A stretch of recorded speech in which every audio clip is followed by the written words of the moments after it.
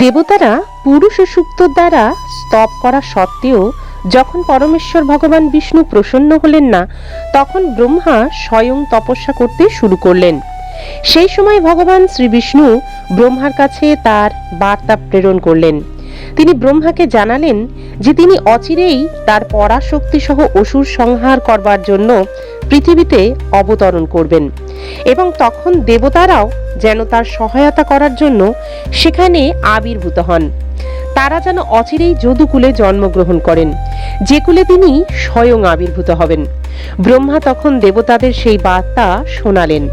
বৈদিক জ্ঞান লাভের এটাই হচ্ছে পন্থা। ব্রহ্মা তার হৃদয়ে সর্বপ্রথম ভগবান বিষ্ণুর নির্দেশ প্রাপ্ত হন। ব্রহ্মার হৃদয়ে ভগবান সর্বপ্রথম ব্রহ্মজ্ঞান দান করেছিলেন। এখানেও ঠিক সেইভাবেই ব্রহ্মা ভগবান শ্রীবিষ্ণুর কাছ থেকে বার্তা পেলেন এবং সেই বার্তা তিনি অবিলম্বেই অন্য দেবতাদের শোনালেন। পরমেশ্বর ভগবান শ্রীকৃষ্ণ বসুদেবের সন্তান রূপেই আবির্ভূত হবেন বলে ঘোষণা করলেন। তার অবতরণের পূর্বেই সমস্ত দেবতারা তাদের পত্নী সহ ভগবানের কার্যে সহায়তা করার জন্য যদুকুলে বিভিন্ন পরিবারেই জন্মগ্রহণ করলেন। অর্থাৎ ভগবানের সন্তুষ্টি বিধানের জন্য যিনি কার্য করেন তিনিই হচ্ছেন দেবতা। দেবতারা জানতে পেরেছিলেন যে ভগবানের অংশ অবতার অনন্ত শেষ। তিনি অনন্ত ফনা বিস্তার করেই ব্রহ্মাণ্ড ধারণ করে আছেন। তিনিও শ্রীকৃষ্ণের আবির্ভাবের পূর্বেই পৃথিবীতে অবতরণ করবেন। তারপর মধুর বাক্যে সমস্ত দেবতাদের এবং মাতা বসুন্ধরাকে আশ্বস্ত করে সমস্ত প্রজাপতিদের পিতা ব্রহ্মা তার স্বধাম ব্রহ্মাণ্ডের সর্বোচ্চ লোক ব্রহ্মলোকে ফিরে গেলেন। সেই সময় যদুবংশের নেতা সুরসেন মথুরা ও সুরসেন প্রদেশেই রাজত্ব করছিলেন। রাজা সুরসেনের রাজত্বের ফলে মথুরা সমস্ত যদুবংশীয় রাজাদের রাজধানীতে পরিণত হয়েছিল।